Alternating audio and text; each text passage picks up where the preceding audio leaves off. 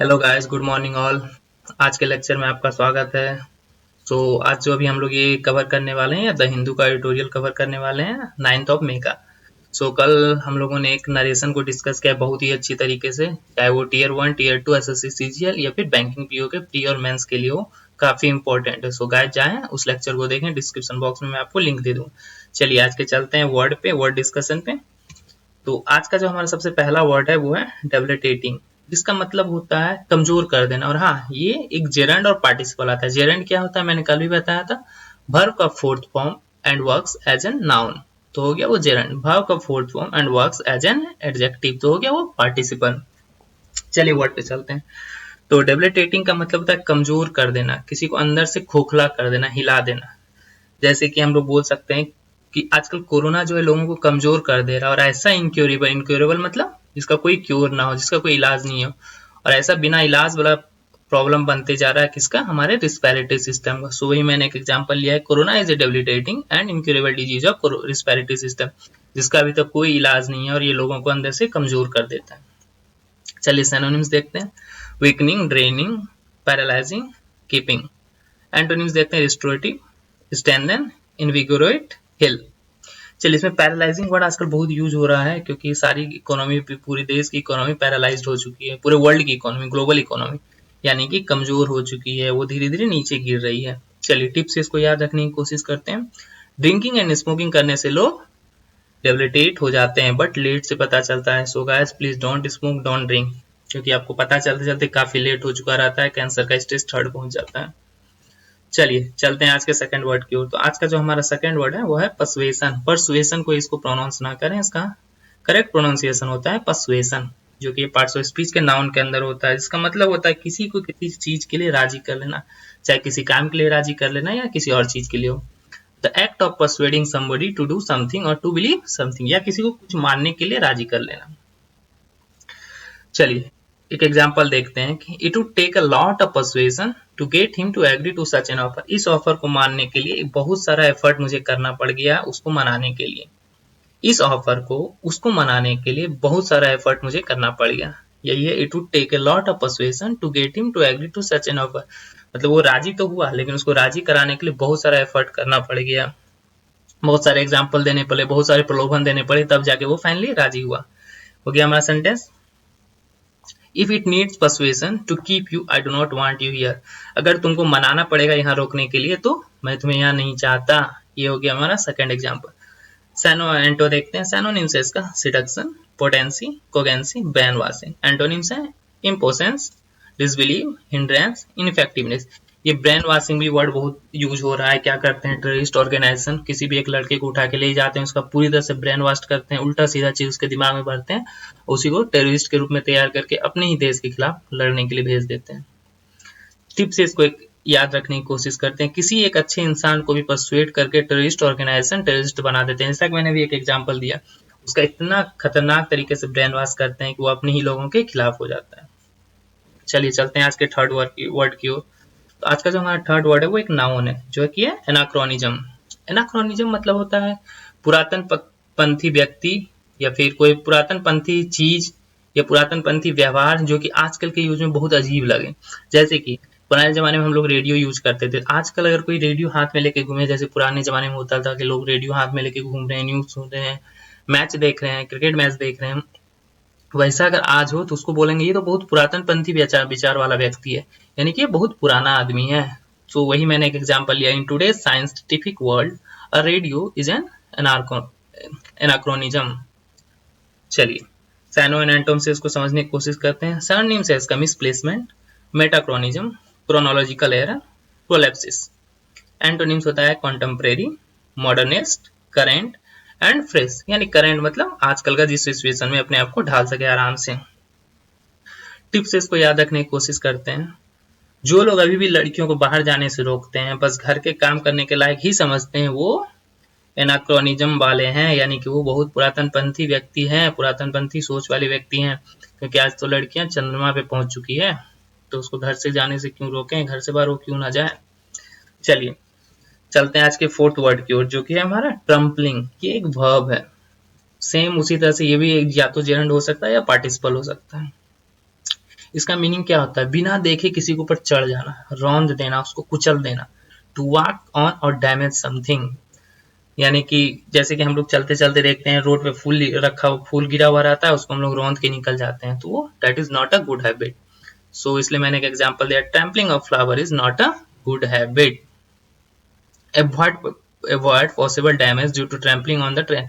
Train पे चढ़ते वक्त तो आपको पता ही, और खासकर पैसेंजर ट्रेन हो तो कैसे लोग एक दूसरे को रौंदते हुए निकल जाते हैं। सो उससे जो डैमेज होने वाला है उसको अवॉइड करें। दूसरा एग्जांपल मेरा उसी से रिलेटेड है, avoid possible damage due to trampling on the train. चलिए इसको सिनोनिम्स एंड एंटोनिम्स समझते हैं। सिनोनिम्स होता है walk over, squash, compress, crush. जिन लोगों ने एवेंजर मूवी देखी होगी तो स्क्वैश डायलॉग से बहुत फेमस होंगे, जो कि कैप्टन अमेरिका हल्क को बोलता है, हल्क स्क्वैश, मतलब कुचल दो, रौंद दो। एंटोनिम्स होता है assist, help, observe and aid. Tip से याद रखने की कोशिश करते हैं। In the era of Britishers it is very common to trample Indian. बिल्कुल सही बात है। जब ब्रिटिशर्स थे, अंग्रेज थे हमारे देश पे, तो वो लोग भारतीयों को किस तरह कुचलते थे, रौंदते थे, उनको कुछ समझते ही नहीं थे, उनको अपने पैरों की जूती के लायक समझते थे। चलिए चलते हैं आज का हमारा फिफ्थ वर्ड। तो हमारा फिफ्थ वर्ड जो एक एडजेक्टिव है, जो कि है एग्रीजस। इसको बोलते हैं एग्रीजस, जिसका मतलब होता है भयंकर, बवंडर, बवाल, मतलब बहुत ही शॉकिंग, आश्चर्यजनक, आउटस्टैंडिंगली बैड, शॉकिंग। जैसे एग्जाम्पल से एक समझने की कोशिश करते हैं कि कोरोना वायरस जो डैमेज क्रिएट कर रहा है ना, वो बहुत ही भयंकर है, मतलब बहुत बुरा प्रभाव डाल रहा है। तो वही मैंने लिखा है egregious damage is caused by corona virus. बहुत ही भयंकर डैमेज किया जा रहा है कोरोना वायरस के द्वारा। Rape and murder are under egregious act, यानी रेप करना, मर्डर करना जो है बहुत ही भयंकर, बहुत ही बड़ा क्राइम है। इसका मतलब यही हुआ, आउटस्टैंडिंगली बैड एक्टिविटी है, ये बहुत ही शॉकिंग एक्टिविटी है।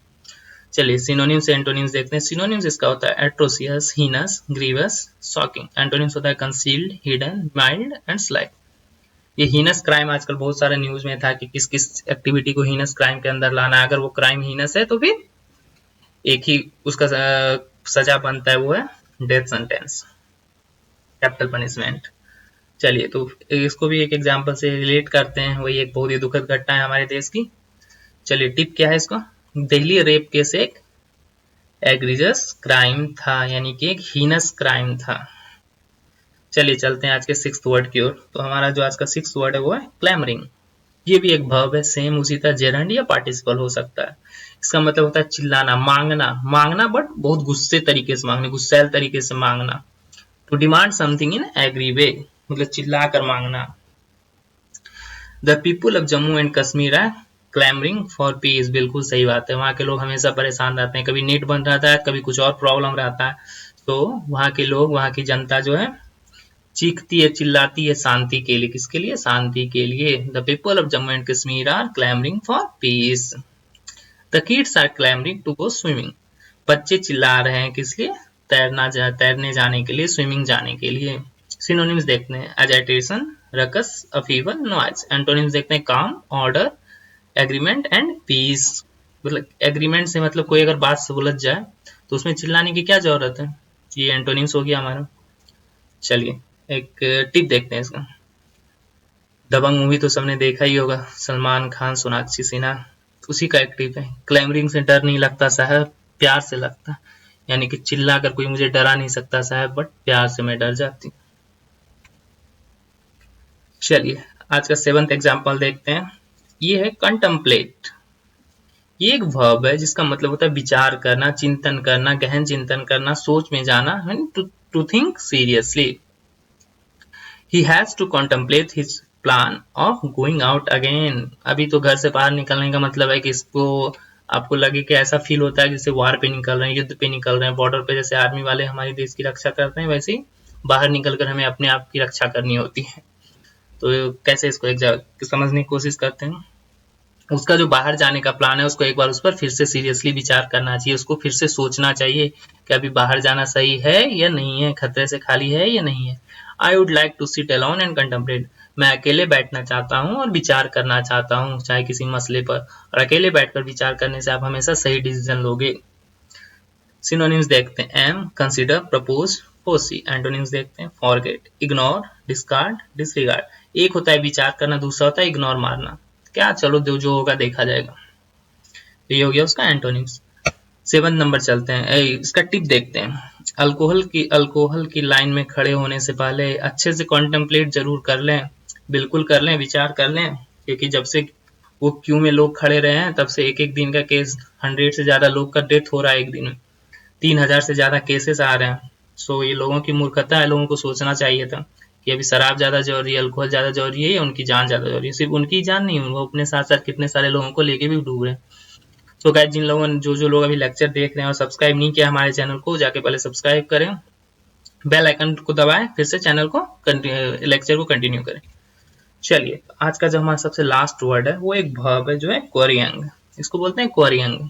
ये एक वर्ब है, इसका मतलब होता है जमीन से किसी चीज को खोद कर निकालना, जिसको बोलते हैं उत्खनन, एक्सट्रैक्ट आउट ऑफ ग्राउंड। जैसे कि they are quarrying the hill side for marble. वो लोग हिल साइड को खोद रहे हैं, यानी उत्खनन कर रहे हैं, किस लिए? मार्बल के लिए। Before quarrying a place you have to seek permission. 2 double O नहीं होगा, you have to single two होगा।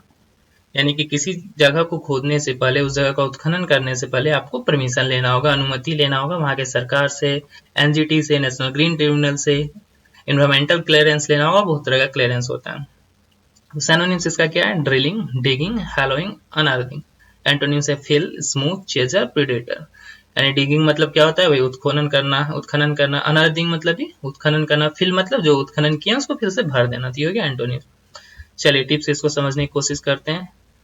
क्वेरिंग के कारण बहुत सारे आदिवासी एंड ट्राइबल लोग अपनी जगह जमीन खो देते हैं, बिल्कुल खो देते हैं, क्योंकि गवर्नमेंट अगर कहीं पे किसी जगह पे आदेश दे दी कि यहाँ पे आप उत्खनन कर सकते हैं, सबसे पहला जो डैमेज होता है वहां पे रहने वाले लोगों को होता है, क्योंकि वहां इतना ज्यादा या तो डस्ट उड़ेगा या कुछ ना कुछ केमिकल रिसाव होगा, पानी का, वहां का पानी खराब हो जाएगा, पानी पीने लायक नहीं रहेगा, जानवरों के रहने लायक वो जगह नहीं रहेगा। सबसे पहले वहां से लोगों को हटना पड़ता है, और ये मैक्सिमम ऐसे जगह पे होता है जहाँ पे आदिवासी लोग रहते हैं, तो वो लोग अपनी लाइफ पूरी तरह से खो देते हैं। So guys, if you like the video please do like, share, comment and subscribe the channel. और हाँ, सब्सक्राइब करके बेल आइकन को दबाना ना भूलें। ठीक है guys, so thank you all. हम लोग मिलेंगे फिर से न्यू लेक्चर के साथ, ग्रामर का नरेशन को ही आगे बढ़ाएंगे। So thank guys, thank you.